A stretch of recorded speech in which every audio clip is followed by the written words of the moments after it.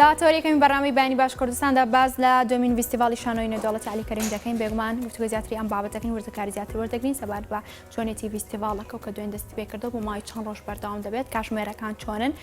لە هەمان کاتدا وردەکاریەکان سەبارەت بەم بابەتە چین کە وردەکاریەکانی ئەم بابەتە وەردەگرین ئەویش کاکسیمان میوانمانە کەوتە بێژی فیستیڤاڵەکەیە کاکسیمان سڵاو لێبوو بەیانی باش سپاس بۆی لە تەوریەکەی بەڕامەی بەیانی باش کوردستاندا بەشداری ئەمەوێت باسێک لەو فیستیڤاڵەمان بۆ بکەی لە هەمان کاتدا کە دوێنێ دەستی پێ کردووە بۆ ماوەی چەند ڕۆژ بەردەوام دەبێت کاتژمێرەکانی کرانەوەی ئەم فیستیڤاڵە چەند کاتژمێرە خایەنێت. سڵاو لە بەڕێزتان و بەیانی تۆ و سەرجەم بینەرانی NRT باش. دومی خولی فیستیڤاڵی شانۆی کەرکووک نێونرا خولی عەلی کەریم وەکو ڕێزێک لە مێژووی هونەرمەندی شانۆکار عەلی کەریم. ئەم فیستیڤاڵە بۆ ماوەی 6 ڕۆژ بەردەوامە بێت لە 25 تا 30/12 چواردە نمایشی شانۆیی لە خۆی دەگرێت لە هەر چوار پارچەی کوردستان و فیستیڤاڵەکە نێونەتەوەییە هەر چوار پارچەی کوردستان لە خۆی دەگرێت. 12 لەو نمایشانە دەڕاتە پێشبڕکێەوە دوانشی لە پەراوێزی فیستیڤاڵەکە دەبێت. هاوشان لەگەڵ نمایشە شانۆیەکانە سێ سمیناری شانۆییمان هەیە، سێ وەرکشۆپمان هەیە و ڕۆژانەش کۆڕی ڕخنەی ساز دەدرێت بۆ نمایشانەی کە نمایش دەکرێن و قسە لەسەر نمایشەکان دەکرێت. بەڵێ کەواتە کاکسیروان تەنها ئەم کار و چالەکیانە لەنێو ئەم فیستیڤاڵەدا بوونی هەیە ئەمەژە بۆ کرد کە 12 دانان دەچێتە پێشبڕکەی فیستیڤاڵەکەەوە ئایا خەڵاتبوونی هەیە لەم فیستیڤاڵ ئەوانەی کە پێشبڕکە دەکەن خەڵاتەکان چی لە خۆ دەگرێت؟ بەڵێ 5 خەڵاتی ئاڵتۆنی لە خۆی دەکرێت باشترین ئەکتەری کوڕ باشترین ئەکتەری کچ باشترین دەرهێنەر باشترین سینۆگرافیا باشترین نمایش ئەم 5 خەڵاتی ئاڵتۆنین و ئامادەکردن یەکێ لە سپۆنسەرەکانش خەڵاتێکی مادی باشی ئامادە کردەوە بۆ 5 براوەیە بە هیوای ئەوەی کە لیژنەی داوەری 5 کەسی شایستە و 5 کەسی شیاو هەڵبژێرێت تاوەکو خەڵاتەکان پێشکەشیان بکرێن. بەڵێ کاتان فیستیڤاڵە لە شاری کەرکووکدا بوونی هەیە لە هەمان کاتدا ئەم فیستیڤاڵە بە دۆمین فیستیڤاڵ دادەندرێت ئایا یەکەم فیستیڤاڵ لە ساڵی چەنددا بوو لە هەمان کاتدا بازەوە دەکرێت کە ئەمە خولی دووەمە ئایا جیازینەوە خولی یەکەم خولی جەمی ئەم فیستیڤاڵە چی دەگرێتەوە؟ خولی یەکەم لە 2019 بەناو هونەرمەندی کۆچکردو کاک زیادڵ پاکەوە براخوا عەفویکە ئەمە دووەم خولە پارساڵ بەهۆی نەخۆشی کۆرۆنا نەمانتوانی سازی دەنگ دیارە جیاوازی ئەوەیە خولی یەکەم تەنها لە نێوخۆیە بوو کوردستان و عێراق بوو بەڵام خولی دووەم ئێستا هەر چوار پارچەی کوردستان بەشدارە بە میوانداری بەغداش نمایشێکی شانۆی لە پەراوێزی فیستیڤاڵەکەیە هەر چوار پارچەی کوردستان ئەتوانن فیستیڤاڵێکی نێونەتەوەی لەسەر ئاستی کوردستان یەکەم فیستیڤاڵی شانۆیی نێونەتەوەیە بە بەشداری هەر چوار پارچەی کوردستان. بەڵێ واتە تەنها چوار پارچەی کوردستان بەشدارن لە هەمان کاتدا بەشداریەکان دیکە چەند دەبن ئایا ئەوانەی کە نمایش دەکەن شانۆیەکان چەند لە خۆی دەگرێت وردەکارەکان چین یانی سەبارەت بە ناوڕۆکی فیستیڤاڵەکە؟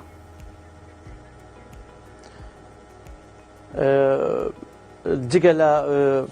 نمایشە کوردیەکانی کە لە چوار پارچەی کوردستان هاتون تەنها لە بەغداوە نمایشێکمان هەیە ئەوە وەکو وەکو میوان لە پەراوێزی فیستیڤاڵەکە نمایش دەکرێت ئەگەنا ئەو سیانزە نمایشەکەی تر 12یان لە پێشبڕکێەوە یەکێکشان لە باکوورەوە ئەویش لە پەراوێزە بێت ڕۆژانە وەک باسم کرد ئەم نمایشانە کۆڕی ڕخنەی بۆ دەکرێت بۆ قسەکردن لەسەر نمایشەکان بۆ دەوڵەمەندکردنی ئەو کارانە بە ئامادەبوونی ئەو میوانانەی کە لە فیستیڤاڵن فیستیڤاڵ زیاتر لە 300 میوانی هەیە هەموو پسپۆرن لە بواری شانۆیە و زۆربەیان دکتۆرا و یعنی شارەزان لە بینەکە ئەوە کە کۆڕە ڕخنەکان دەکرێت بۆ خۆی دەوڵەمەندی ئەو کارانەیە و خزمەتکردنێکە بە نمایشەکان هاوشان لەگەڵ ئەو کۆڕانەیە باسم کرد ئاماژەم پێکرد سێ سمیناری شانۆیمان هەیە ڕۆژانە ئێمە ئەتوانم بڵێم لە سبەینەوە لە سعات 8ەوە تا 12 شەو بەردەوامین کاتمان زۆر کەم هەیە فەراغ بێ ئەگەرنا هەمووی چالاکیە و سمیناری شانۆیی تەواو بێڕۆینە وەرکشۆپ تەواو بێڕۆینە نمایشەوە ڕۆژانە سێ نمایشی شانۆییمان هەیە کاتژمێر 2 نیۆڕۆ 4 سەر ئێوارە 7 شەو بەڵێ سەبارەت بە نمایشی شانۆیەکان زیاتر بابەتەکان یاخود پامەکان چی دەگرێتەوە دەق و تێکستەکان زیاتر چی لە خۆ دەگرن کە باز لەوە دەکرێت هەمیشە لەسەر تەختەی شانۆ کە شانۆکارە نمایش دەکەن پامیان هەیە ئەو زیاتر پامەکانتان لە چی دەقاڵب لە خۆ دەگرێت ئێمە وەکو لیژنەی باڵای فیستیڤاڵ هیچ داوایەکمان نەبووە لە تیپەکان لە گروپەکان کە بە بیرۆکەیەک هەڵبژێرن سربەست بوونەوە بەڵام وتومانە بەڵ یەک خاڵە دوور بێت لە ڕەگەزپەرستی ئێمە لە شاری کەرکووکە فرەنەتەوەی هەیە ئەو خاڵە بۆ ئێمە کەمێ حساسە یعنی ئەگەر نا دەهێنەرەکان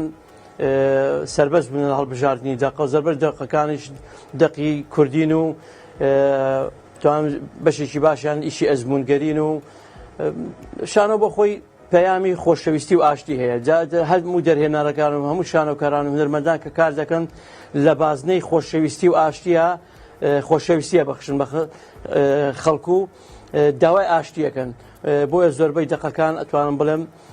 بە تایبەت بۆ ئێمە وەکو کورد لە ڕووی نەتەوەیەوە لە بازنەی نەتەوەی ئەخولێتەوە. بەڵێ کاتە کاکسیروان ئامادەکاری و ئامادەسازیەکانتان بۆ ئەم فیستیڤاڵە نێودەوڵەتیە چۆن بوو لە هەمان کاتە چەندێک ئامادەکاریتان کرد ئەم هەماهەنگە چۆن بوو لە نێوان ئەوانەی باغدا یاخود هەرێمی کوردستان کە چوار پارچەکە بەشدارن ئەم هەمانگە چۆن کرا لە هەمان کاتە چۆن بوو بڕیاتان جارێکی دیکە فیستیڤاڵێکی لەم شێوەیە ئێوە ساز بکەنەوە. ئەمە دیارە ماوەیەکی زۆرە سەرقاڵین بە ئامادەکاریەکانەوە زیاتر لە 6 مانگە ئەو پەیوەندیە دروست کراوە بۆ خۆمان شانۆکاران ئێمە لە نێوان خۆمانە پەیوەندی هەیە لەگەڵ سەرجەم شانۆکارانی چوارپارچەی کوردستان و لە عێراق و زۆربەی وڵاتانیانی پەیوەندیمان هەیە تر ئەو پەیوەندیە ئێمە بانگێشکراین بۆ فیستیڤاڵانەی کە لەسەر ئاستی کوردستانی گەورە دەکرێت ئەو پەیوەندیمانە دروست کرد سوودمان لێ بینی و برایان و خوشکانمان بانگێش کرد وەکو گروپەکان بۆ بەشداری جگەر لە گروپەکانی چەندین میوانمان هەیە لە هەر سێ پارچەکەی کوردستان و هاتن بەشداری فیستیڤاڵن وەکو میوان 6 ڕۆژ لە شاری کەرکووکە ئەم فیستیڤاڵە خۆشیەک جێوێکە ئەبەخشێ بە سەرجەم شانۆکاران تر بۆ گۆڕینەوەی ئاڵ و گۆڕکردنی بیرۆکەوە قسەکردن لەسەر شانۆ لە دوا ئیشەکان لەسەر دوا فیستیڤاڵەکان ئەمە بۆ خۆی بێتە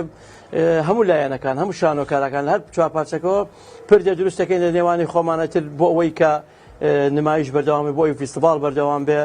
بۆ ئەوەی پەیوەندیەکی وامان هەبێ کە ئاگداری نمایشەکانی یەک بین بۆ ئەوی بزانین ئاستی شانۆی کوردی لە هەر چوارپارچەی کوردستان بەرەوکوێ ڕۆیشتووە بۆ خۆمان وەکو شانۆکاران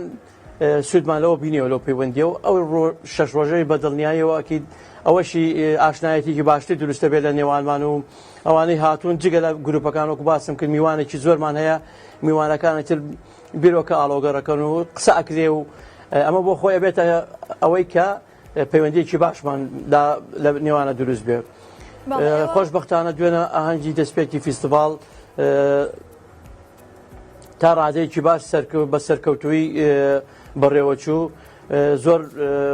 ڕازی بووین لێ ئێمە ئەوەی کە دامان نەبوو لە پلانی خۆمانە زیاتر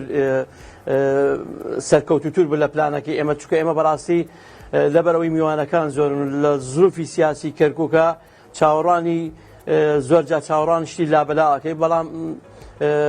خۆشبەختانە زۆر باش بەڕێوە چوو بە هیوای ئەوەی تا کۆتایی فیستیڤاڵەکە ئەوە بە ئارامی بەڕێوە بچێ بۆی ڕووی جوانی و ڕووی گەشتی شاری کەرکووک نیشانی هەر چوارپارچەی کوردستان و سەرجەم جیهان بین. بەڵێ کاتە تۆ ئاماژە بە 5 خەڵات کرد کە لەم فیستیڤاڵەدا بوونی هەیە ئایا ڕزبەندی دەکرێت نێوان خەڵاتەکان ئەوانەی کە هەڵی دەبژێرن لەسەر چ بنە مای چ بەرجێک هەڵی دەبژێرن کە ئەمانە ببنە بۆ منەبراوی ئەم خەڵاتە لەم فیستیڤاڵە؟ ئێمە 5 ئەندامانەیە لیژنەی داوەری بەی شێوەیەک وەکو لیژنەی باڵا تێکەڵی ئیشەکانیان نابن ئەوان بۆ خۆیان پسپۆرن چەندین دکتۆرمان هێناوە لە ڕۆژهەڵاتەوە لە باکوورەوە لە ڕۆژ ئاواوە لە بەغداوە لە کەرکووک و ئەمانە بۆ خۆیان ئەم لیژنەیە خۆیان بۆ خۆیان بەرنامەی خۆیان داناوە و لەسەر چی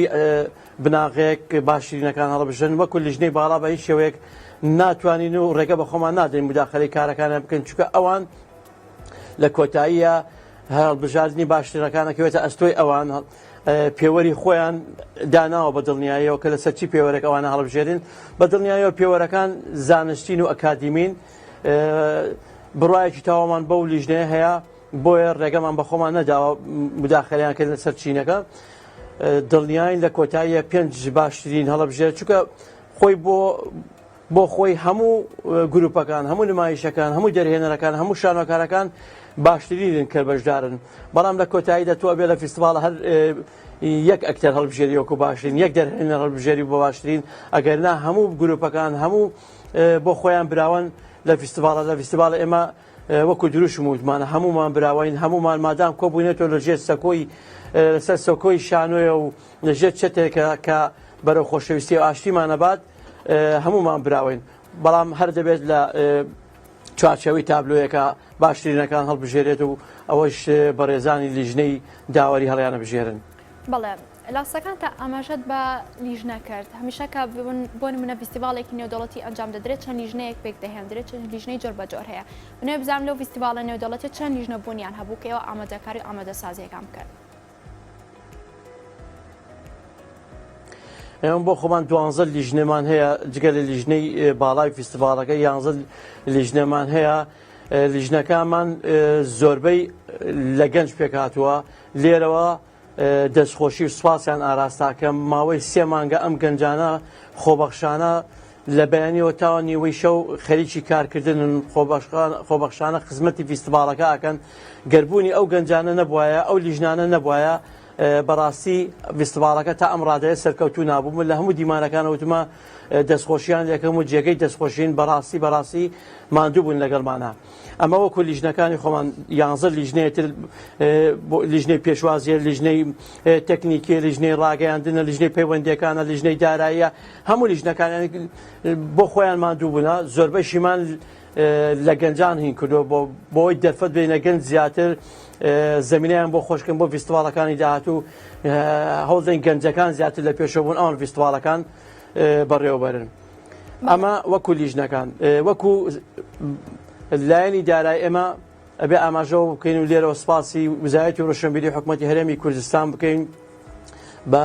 شخصی جەنابی وەزیرەوە کاکە حەمید حەمەد سەعید و کاک دکتۆر محسن ئەدی بەڕێوەبەری گشتی ڕۆشنبیری سلێمانی و کاک محەممەد سەید بەڕێوەبەری ڕۆشنبیری کەرکووک کە پارەی فیستیڤاڵ لە ڕووی داراییوە لەسەر ئەرکی وزارەتی ڕۆشنبیری بوو ئەم فیستیڤاڵە سوپاسیانەکەین و بە هیوای ئەوەی کە هەمیشە پاڵپشتی چالاکی هونەرەکان بە لە ئاستی کوردستان بەگشتی و لە کەرکووک بە تایبەتی ئێمە بۆ خۆمان داوای پارەیەکی دیاریکراومان کرد بۆ بەڵام تر سیستمایە لە کوردستان کە تۆ دەرخسەیەک بەرز دەکەیتەوە لیژنە هەیە لە لای ئەوانش لیژنەکان پێ ڕاتەوە ئەگەر لە وزارەتی خۆمان ئەگەر لە وزارەتی دارایی ئەو بڕێک کە خرج کراوە بۆ فیستیڤاڵە لێرە ماڵی 99 میلیۆن خرج کراوە بۆ فیستیڤاڵی شانۆی کەرکووک بەڵام ئەو پارەیە بۆ ئێمە ینی پێداویستیەکانمانی پڕ ناکردەوە خۆشبەختانە کۆمەڵی سپۆنسەر هاتنە پێشە کۆمەڵێ کەس لە شاری کەرکووک هاتنە پێشەوە ئەوانە بوونە تەواوکەری وزارەتی ڕۆشنبیری و ئەو پارەیە ئێستاکە چووەتە سەرچکە و بە پشتی هەموو سپۆنسەرەکانمان فیستیڤاڵەکە بەڕێوەچێت ئەمە لە ڕووی داراییەوە لە ڕووی ڕاگەیاندنەوە لێرەشەوە سوپاسی هەموو کەناڵەکانی ڕاگەیاندنەکەین بە بینرا و بە بیسترا و بۆەوەی کەسم لەبیر نەچێ ناو نایرم چونکە بەڕاستی ئەوان شۆکارێکی سەرێکی سەرکەوتنی ئەو فیستیڤاڵن و ماندوون لەگەڵمانە و بە هیوان هەمیشە پاڵپشتی هەموو چالاکیەکان بن. بەڵێ کەواتە دەکرێت بڵین جگە لە ڕووی دارایی ئاستەنگ و بربەستەکانی دیکە لە بەرامبەر ئێوەدا چی بوو هەم لە کاتی ئامادەکاریدا لە کاتی ئەوەی کە دەستی پێکردەوە فیستیڤاڵەکە دەکرێت بڵین ئاستەنگەکان خۆیان لە چیدا دەبینیەوە؟